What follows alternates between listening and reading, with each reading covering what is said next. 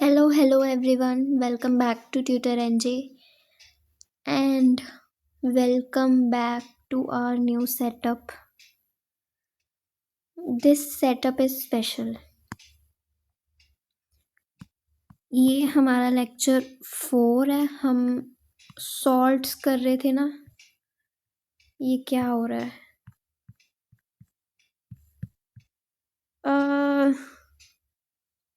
हाँ, हम कर रहे थे सॉल्ट्स. ठीक है, तो पिछले लेक्चर में आपने जो भी पढ़ा है उसको एक बार रिवाइज कर लेना. एंड आज हमने शुरू करना है hydrolysis of salts. Hydrolysis of salts. Okay, तो हाइड्रोलिसिस में हम सबसे पहले देखेंगे कि हाइड्रोलिसिस का मतलब क्या होता है. तो हाइड्रोलिसिस की सिंपल डेफिनेशन है, hydrolysis of salt is the reaction of salt with water to produce an acidic or basic solution. Not all salts undergo hydrolysis. Hydrolysis का मतलब है एक सॉल्ट है हमारे पास. ठीक है, सॉल्ट की रिएक्शन हमने करवानी है वाटर के साथ. सॉल्ट की रिएक्शन मान लो हमने करवा दी वाटर के साथ. ठीक है, तो उसके बाद हमारे पास या तो एसिडिक या फिर बेसिक सॉल्यूशन बनेगा. तो इस पूरी चीज़ को हम कहते हैं हाइड्रोलिसिस. ठीक है, तो फटाफट से हाइड्रोलिसिस की डेफिनेशन लिख लेते हैं क्योंकि डेफिनेशन इज़ इम्पॉर्टेंट. तो हाइड्रोलिसिस की डेफिनेशन होती है,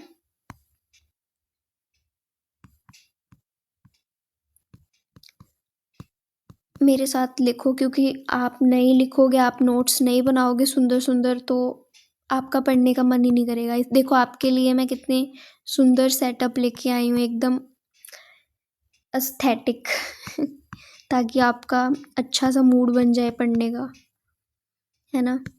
तो आप भी मेरी तरह सुंदर से नोट्स बना लो. बहुत लंबे नोट्स नहीं, छोटी सी वीडियो बनाएंगे, इसमें कवर कर देंगे हम एक टॉपिक. ठीक है, एक टॉपिक ऐसा कवर करेंगे जो आपके एग्जाम्स में आने की पॉसिबिलिटी है. ठीक है, तो ये हम लिख रहे हैं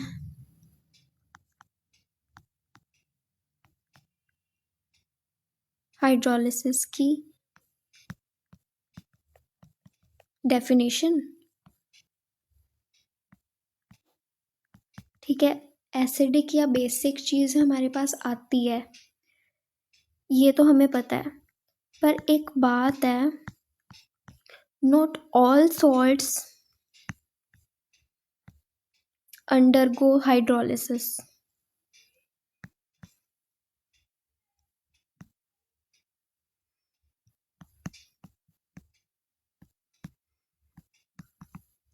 ठीक है, इसका मतलब क्या है, हर सॉल्ट हाइड्रोलिसिस नहीं कर सकता. हर सॉल्ट पानी में टूट के एसिडिक या बेसिक सॉल्यूशन नहीं बना सकता. ठीक है, तो वो हमारे सामने एक क्वेश्चन आता है.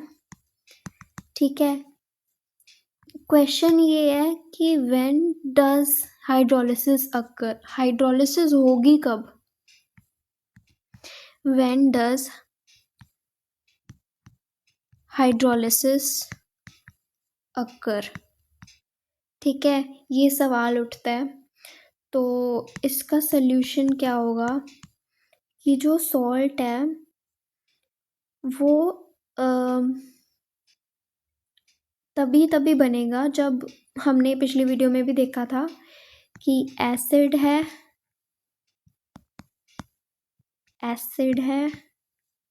इसको किस में ऐड किया, बेस के साथ, तो बना सॉल्ट.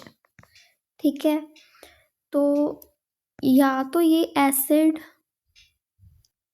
स्ट्रॉन्ग होगा और वीक बेस लेंगे तो हमारे पास बनेगा सॉल्ट, और या फिर हम वीक एसिड लेंगे, स्ट्रॉन्ग बेस लेंगे तो बनेगा सॉल्ट, या फिर हम वीक एसिड लेंगे, वीक बेस लेंगे।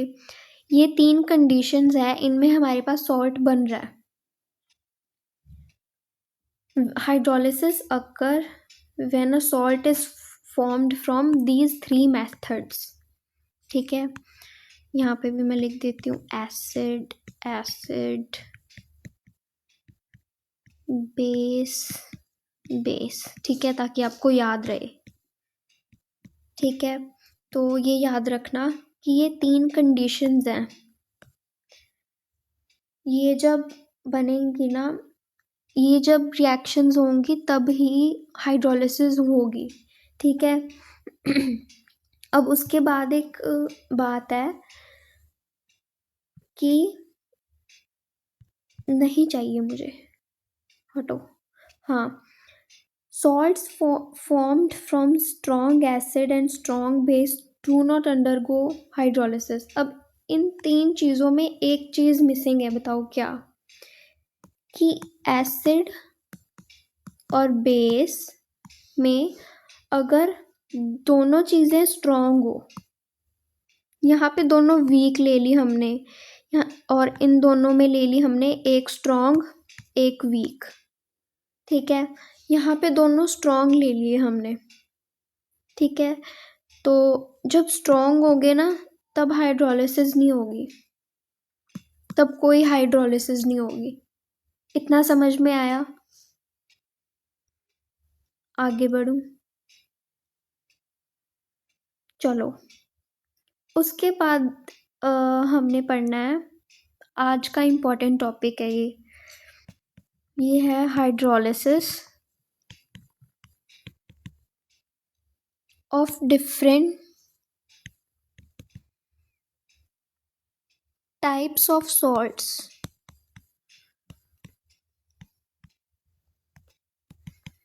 ठीक है, तो इसमें सबसे पहली टाइप क्या है?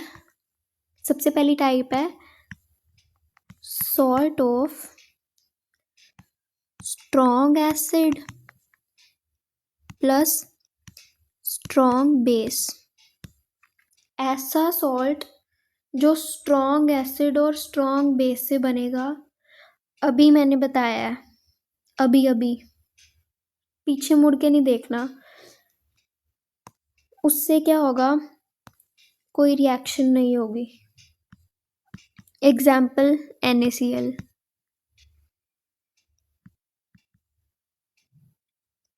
नो हाइड्रोलिसिस अकर।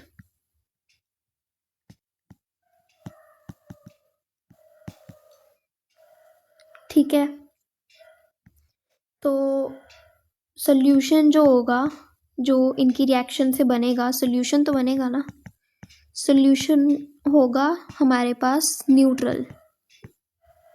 ठीक है, ये तो सबसे पहली टाइप थी हमारे पास। ठीक है, उसके बाद सेकंड एग्जाम्पल है हमारे पास, तो ये देखते हैं। इसमें है सेकंड एग्जाम्पल में हमने कोई सॉल्ट बनाया, सॉल्ट्स ऑफ स्ट्रॉन्ग एसिड और वीक बेस। ठीक है, ये दूसरा टाइप है।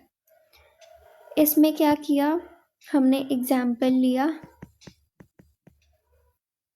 NH4Cl। ये एग्जाम्पल है एक सॉल्ट की। ये सॉल्ट बनेगा स्ट्रॉन्ग एसिड और वीक बेस की कॉम्बिनेशन से। तो यहाँ पे अब हाइड्रोलिसिस तो हो रहा है, तो हम लिख देते हैं हाइड्रोलिसिस अकर्स। ठीक है, इसका सोल्यूशन क्या होगा? सोल्यूशन इज, अब जो एसिड है हमने वो स्ट्रॉन्ग यूज़ किया है, ये बेस तो हमारा वीक है ना, जो स्ट्रॉन्ग चीज़ होती है वही डोमिनेट करती है, तो यहाँ पे सोल्यूशन भी एसिडिक होगा। ठीक है, सोल्यूशन हमारा आ गया एसिडिक। इसकी एक एग्जाम्पल मैं यहाँ पे लिख देती हूँ ताकि आपको याद रहे।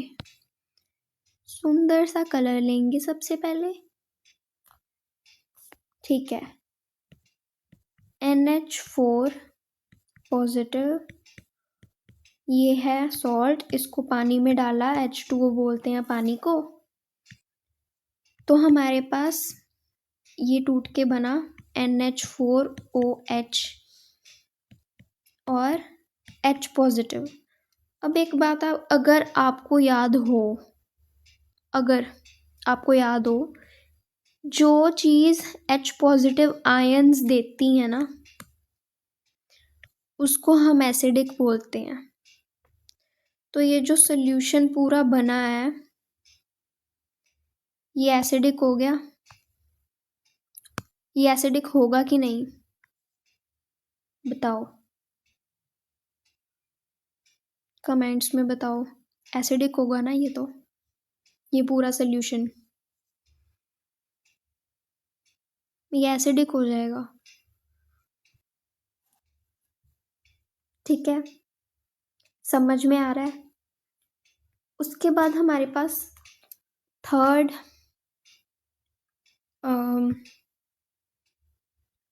Red colour. उसके बाद हमारे पास थर्ड टाइप है salt of weak acid plus strong base. उल्टा हो गया, अब हमारे पास बेस स्ट्रॉन्ग हो गया। ठीक है, अब इसमें हम क्या करेंगे, इसकी एग्जाम्पल है CH3COONA, ये सॉल्ट है। ठीक है, अब इसकी हाइड्रोलिसिस तो होगी क्योंकि एक स्ट्रॉन्ग है एक वीक है, हाइड्रोलिसिस तो होगी, पॉसिबल है। ठीक है, सॉल्यूशन कैसा होगा, स्ट्रॉन्ग कौन है, सुनाई नहीं दे रहा मुझे, स्ट्रॉन्ग कौन है, बेस। तो सॉल्यूशन बेसिक होगा ना, सिंपल है ये तो। उसके बाद CH3COO नेगेटिव को अगर हम पानी में फेंकेंगे तो हमारे पास आएगा CH3COOH प्लस OH नेगेटिव।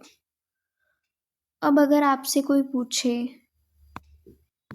कि OH नेगेटिव एक चीज़ को क्या बनाता है, बेसिक बनाता है ना,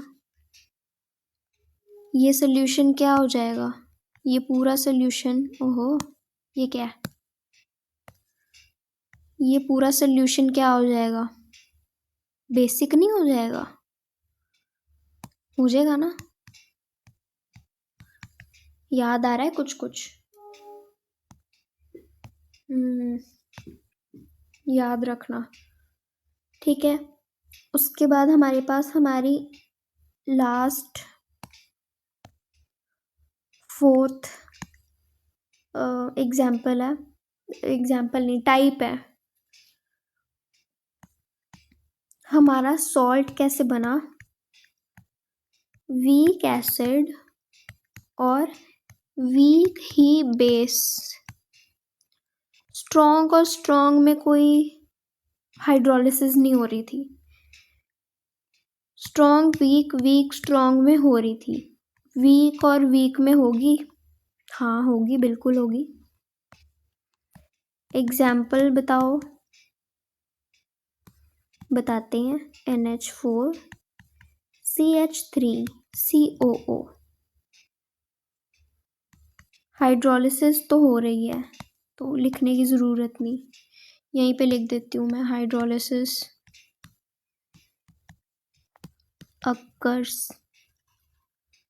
ठीक है, हाइड्रोलिसिस तो हो रही है। एंड नेचर इसका किस पे डिपेंड करेगा? जो सोल्यूशन होगा, अब दोनों वीक हैं, एसिडिक होगा या बेसिक होगा, कंफ्यूजन है ना। तो हम क्या लिखेंगे, इस सोल्यूशन का nature depends on relative strength। ठीक है, इसका मतलब है कि जो सोल्यूशन होगा ना, उसका नेचर जो होगा वो रिलेटिव स्ट्रेंथ पे डिपेंड करेगा। अगर एसिड की स्ट्रेंथ ज़्यादा है तो वो एसिडिक होगा, अगर बेस की स्ट्रेंथ ज़्यादा है तो वो बेसिक होगा। समझ में आया? तो इसलिए हम इसको क्या कहेंगे, सोल्यूशन को, सोल्यूशन इज नियरली न्यूट्रल। ठीक है, सोल्यूशन जो हमारे पास रेडी होके आ गया है वो न्यूट्रल है, नियरली। ठीक है, तो हम एक चीज़ बनाते हैं आज, एक सेकेंड, हम बनाते हैं एग्जाम पावर टेबल।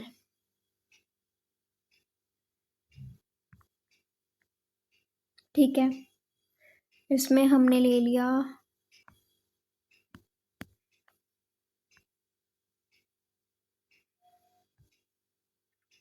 इसमें acid acid acid plus plus plus base base base,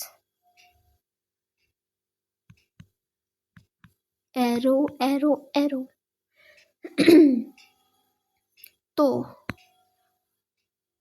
जब हमने स्ट्रॉन्ग एसिड और स्ट्रॉन्ग बेस लिया था तब हाइड्रोलिसिस हुई थी? नो। सॉल्यूशन कैसा था? न्यूट्रल।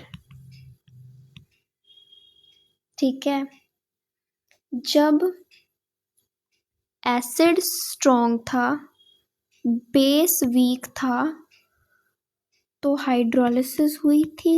यस। सॉल्यूशन कैसा था? एसिडिक। ठीक है, और जब हमने तीसरी रिएक्शन करवाई थी,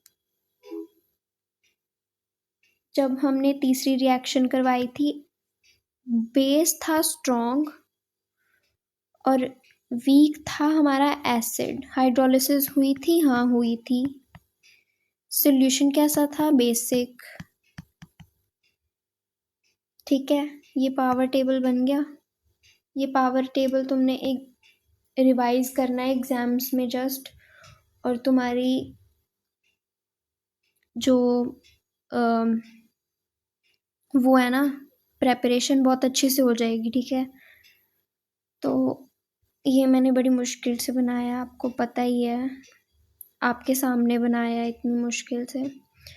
तो अगर आपको ये अच्छा लगा हो तो प्लीज़ सब्सक्राइब कर दिया करो मेरे चैनल को, क्योंकि आप वीडियो देखते हो, मुझे पता है, शैतान हो तुम, सब्सक्राइब नहीं करते।